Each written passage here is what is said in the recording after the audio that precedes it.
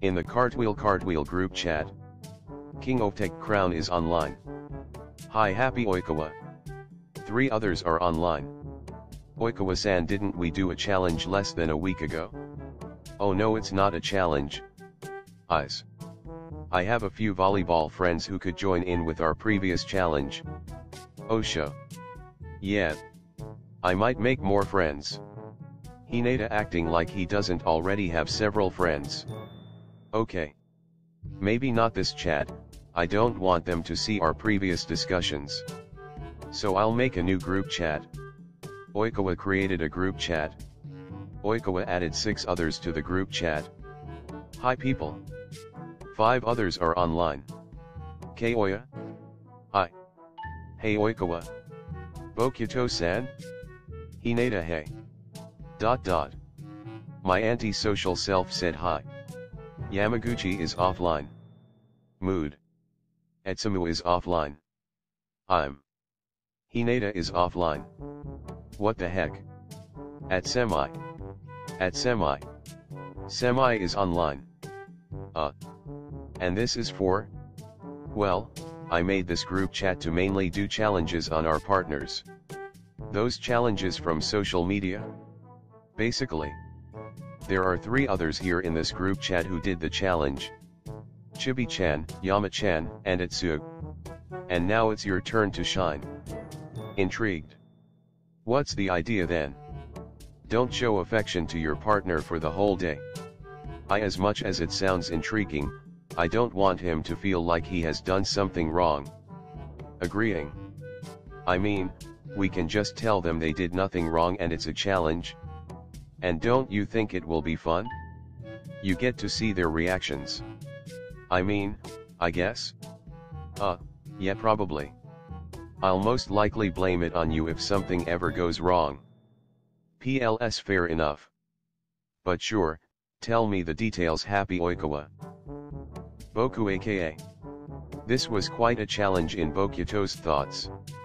He didn't know if this will have the outcome of it being successful or if it's going to result into a complete fail. Akashi was at the grocery store, which gave BokuAka quite a lengthy period of time to sort of visualize the effects on the challenge and how to make it not as harmful to the victim, Akashi. He got set into position sitting on the sofa, turning on the side light, trying to seem calm as much as possible. Akashi opened the door, his hands full of plastic bags, strands of his hair on his pretty face caused from the soft wind outside. He walked towards the setter, about to give him an embrace. Only to stop himself from doing so because of the announced challenge. Here, I'll help you with those. Okay. Thanks cow. BokuAka walks into the kitchen, placing the groceries to their proper place. Akashi sighed out of exhaustion, went upstairs to freshen up. He goes upstairs to their shared bedroom, going in their bathroom. He washed his face gently, looking at the mirror.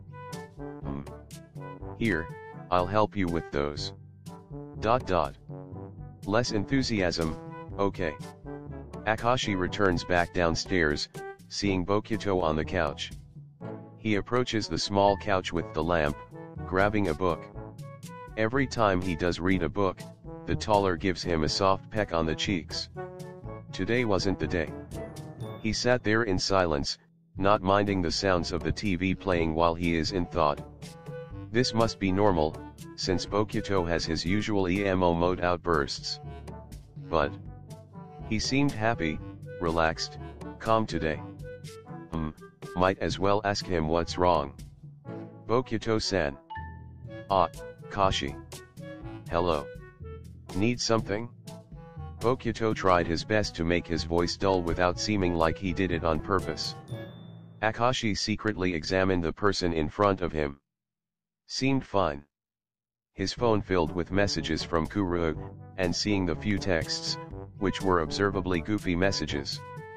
Had Akashi done something to cause the change of mood towards him? Are you fine? Akashi stutters on his question, trying to think of the right set of words to ask towards him. Okay. The setter turned around, heading towards their bedroom to rest. It didn't sit with him right. BokuAka was supposed to be laughing, making funny jokes which can cause him to smile, to be his loud self. He sighed in bed, he couldn't do anything. He wrapped his arms around a pillow in BokuAka's side of the bed. Forgetting to read the book he daily reads. BokuAka figured that it was getting late, so it's time to sleep. He went upstairs, seeing Akashi sleeping with a pillow that was taking up a lot of space from BokuAka's side of the bed. He smiled seeing his Akashi lying down so calmly. He removed the pillow gently, only to replace it with his own body.